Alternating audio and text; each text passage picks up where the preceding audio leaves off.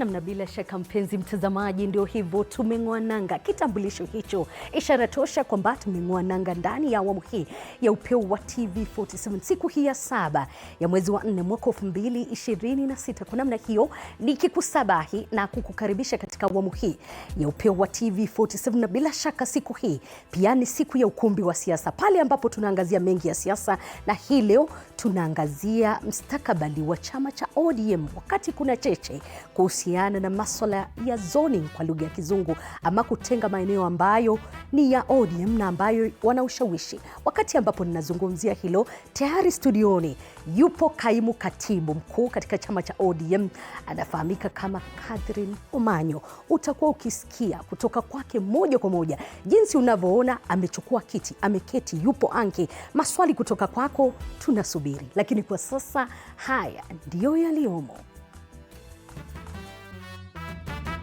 Baadhi ya taarifa tulizokuandalia katika Upeo wa TV47.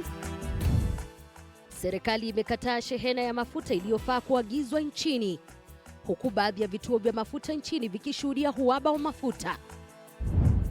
Watu 16 waliofariki katika ajali ya Nyeri wazikwa, naibu wa rais Profesa Kithure Kindiki akitaka hatua zaidi kukabili ajali za barabarani. Na utafiti waonyesha afya ya akili kuwa donda sugu ulimwenguni ikilinganishwa na saratani.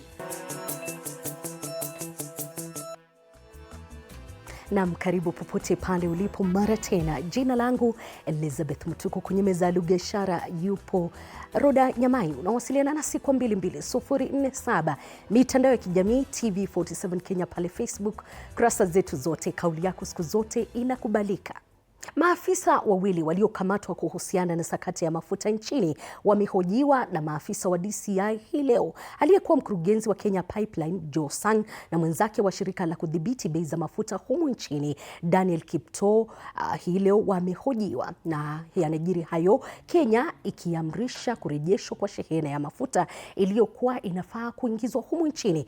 Waziri wa Kawi Opiyo Wandayi anasema kuwa ingesababisha bei ya mafuta kupanda kwa zaidi ya shilingi 14, na hata hivyo baadhi ya vituo vya mafuta humu nchini vimeshuhudia uhaba wa mafuta. Katika baadhi ya vituo hivyo kumekuwa na foleni ndefu zaidi ya inavyoshuhudiwa kila siku.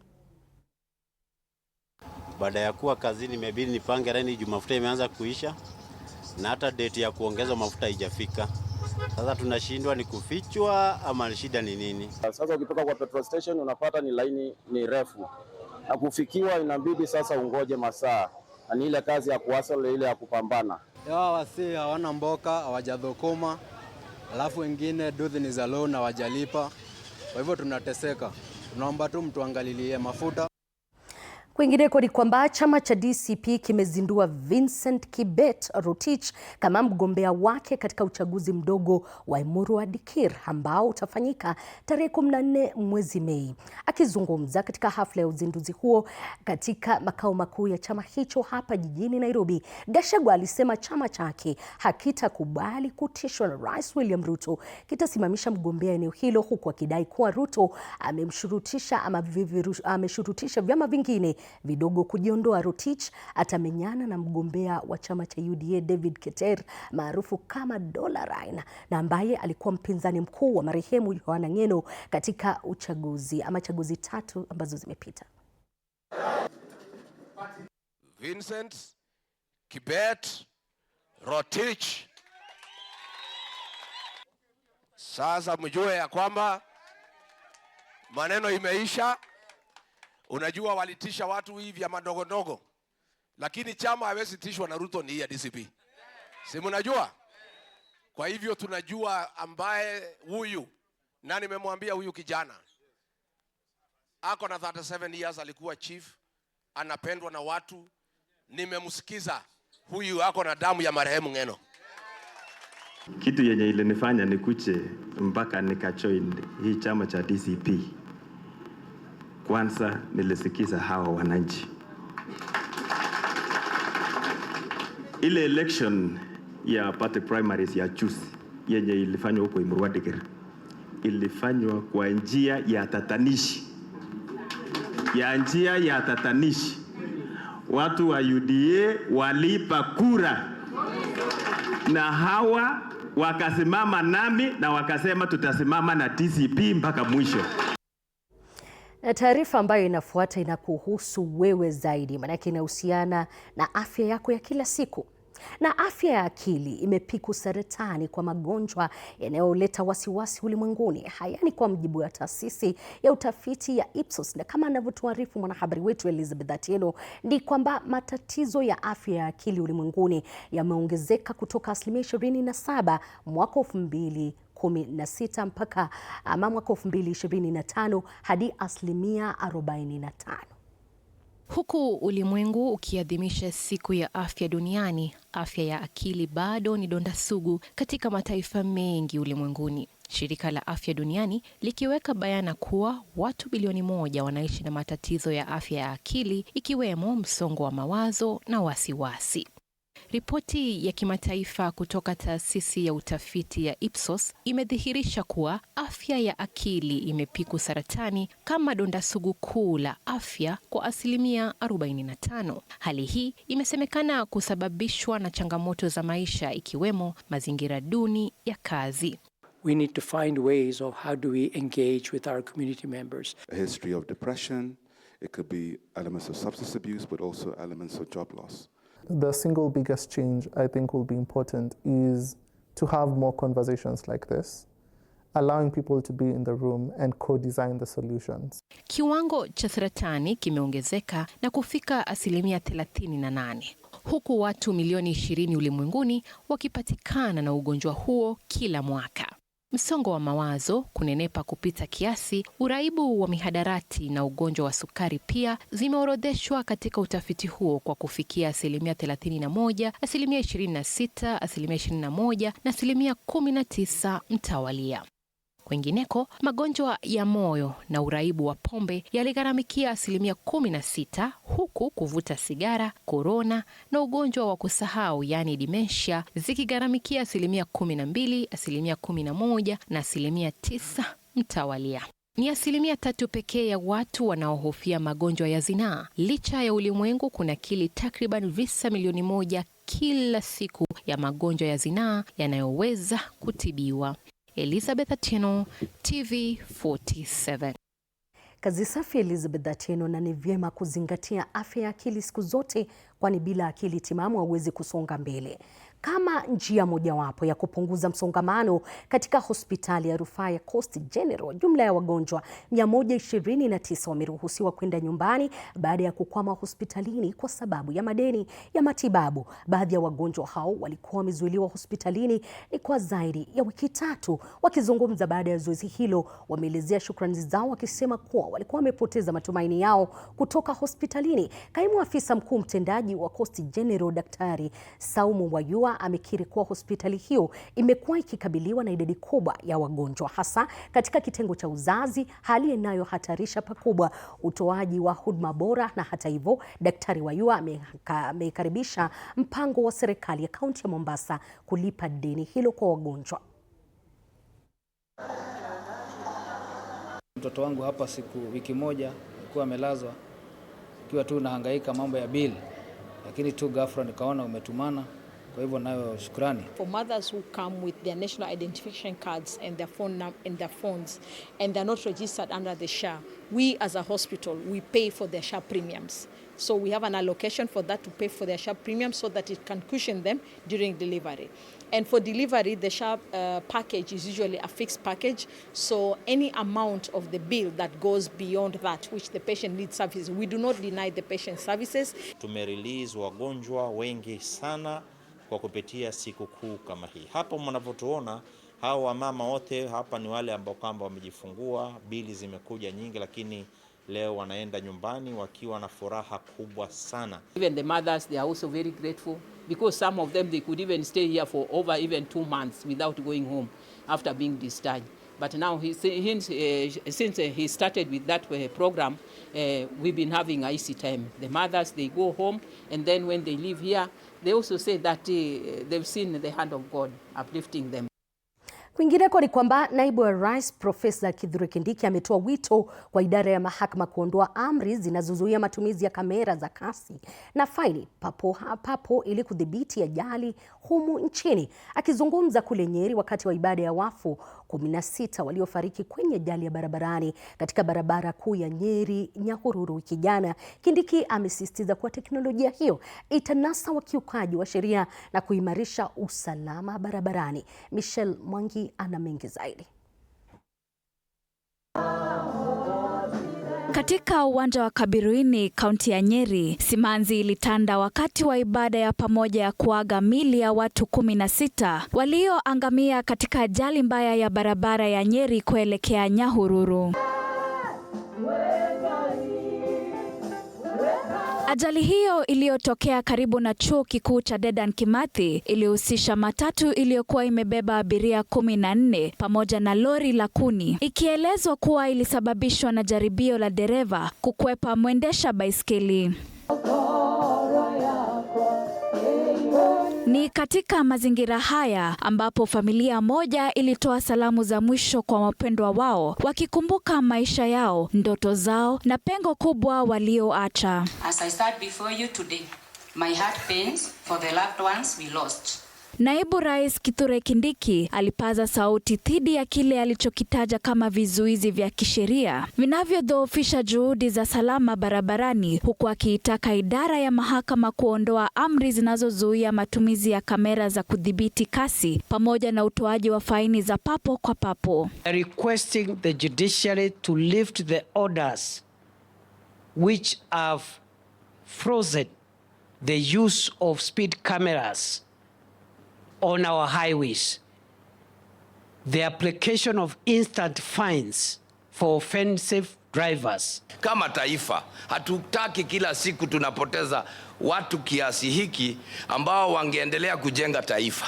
Baada ya ibada ya pamoja, naibu rais Kithure Kindiki alizuru hospitali ya rufaa ya kaunti ya Nyeri kuwajulia hali walionusurika ambao bado wanapokea matibabu.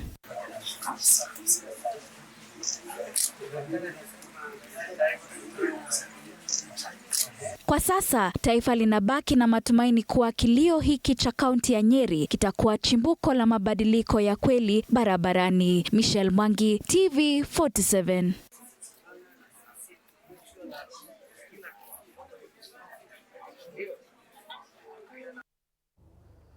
Bila shaka mpenzi mtazamaji, siku zote wanasema hapa ndipo nyumbani mwa taarifa ambazo ni bora zaidi. Kumbuka kwamba kuna wale wanafuatilia na wanasema ni mbaya zaidi. Tunasubiri yale ambayo ni mazungumzo ambayo nilikuwa nimesema awali, mjadala ambao unahusiana na mustakabali wa chama cha ODM. Na mwingine anasema swala la barabarani ni kitu ambacho kinastahili kuzingatiwa, haistahili kukua jokes. We have to do what we have to do to make sure that hatujapoteza watu wengine. Anafahamika kama Mwangi miongoni mwa wengine. Usicheze mbali, maana tukirejea bado tuna taarifa, lakini kumbuka kwamba upo mjadala mkubwa ambao nilikuahidi siku hii ya leo.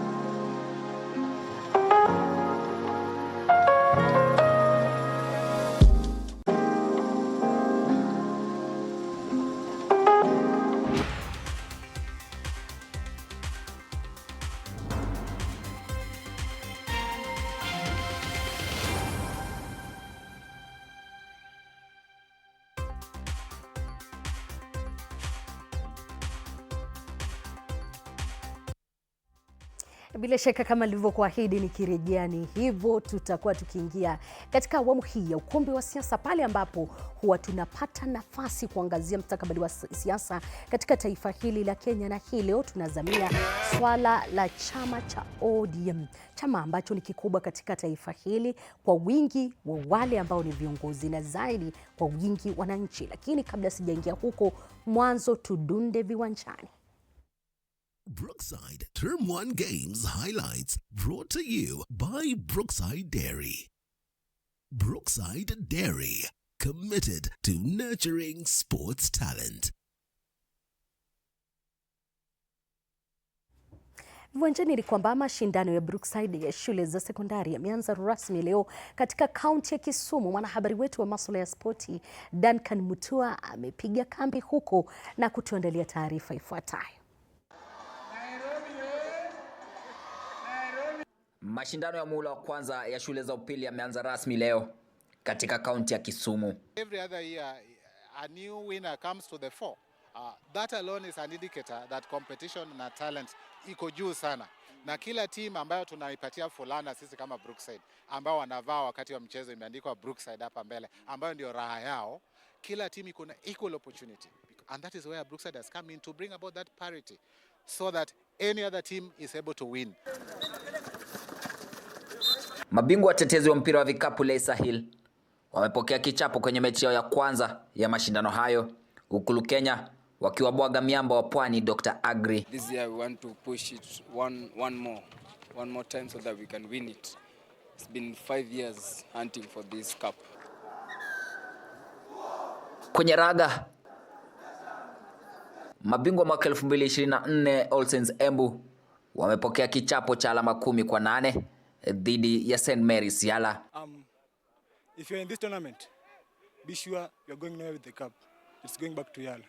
Nao mabingwa Nairobi Upper Hill wakaicharaza Kwale ya Pwani alama 26-0. Mang'u wamepokezwa kichapo cha alama 46-5 na Menengai, huku akina dada wa Kinale wakisajili ushindi wa alama 22-10 dhidi ya St. Joseph's Kitale. Bwembo pia zilishuhudiwa katika mchezo wa handiboli, Mibabe wa Central Andege wakiandikisha ushindi. Hii mwaka tumekuja first time kuja national, lakini tumekuja kwa ubaya.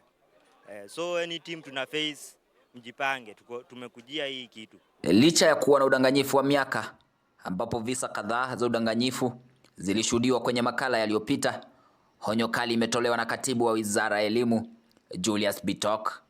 We are in talks with Teacher Service Commission, and I want to warn any teacher that is suspected to be engaging in this will be taken disciplinary action accordingly. We are not going to entertain any teacher who is going to lie, who is going to encourage learners to lie. Siku ya kwanza ya mashindano ya shule za upili hapa katika kaunti ya Kisumu yanashuhudia mibabe kutoka maeneo 8 wakimenyana kutafuta ni nani ambaye atakuwa bingwa wa Kenya katika mashindano haya ambayo yanajumuisha raga, mpira wa vikapu, handiboli na pia riadha. Nikiwa hapa katika kaunti ya Kisumu, mimi naitwa Duncan Mutua. Kazi safi Duncan. Na timu ya taifa ya wanawake ya India imetua nchini leo jioni tayari kucheza katika mashindano ya FIFA Women's Series ya mwaka 2026 ambayo yatafanyika ugani Nyayo kuanzia siku ya Jumamosi. Mashindano haya yameandaliwa na shirikisho la soka duniani FIFA, huku lengo kuu likiwa ni kuleta mataifa mbalimbali pamoja, kuimarisha mchezo wa soka, kuleta ushirikiano. Na hayo yakijiri ni kwamba timu ya taifa ya Harambee Starlets pia itakuwa ikishiriki katika mashindano hayo. Malawi, India na Australia pamoja na Kenya watashiriki katika kikosi hicho cha Beldino Demba kitatumia mashindano haya ili kujiandaa kwa kombe la Women ama la AFCON la mwaka 2026.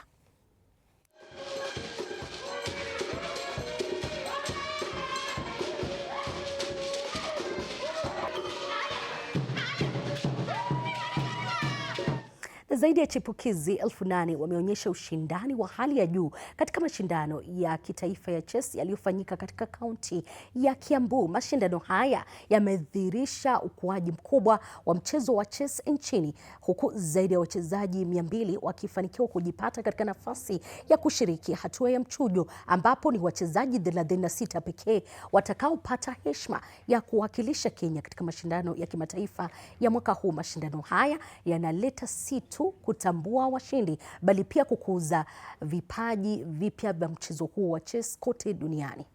First phase of a two-phase tournament, which was a great experience really. It was tough and I had some obstacles to get through, but yeah, I managed to come out on top. I started with a draw and I knew if I was going to lose, I wouldn't make it to the playoffs, so I had to push myself to continue playing good. And now we are heading to the playoffs, where we will determine the national championship champions who will proceed to represent Kenya to world stage and continental stage. We have had a representative from the Ministry of Sport, Mr. Ratemo, and we are hoping that the ministry will be able to work with us. Brookside Term 1 Games highlights brought to you by Brookside Dairy. Brookside Dairy, committed to nurturing sports talent. Bila shaka ndo hivyo.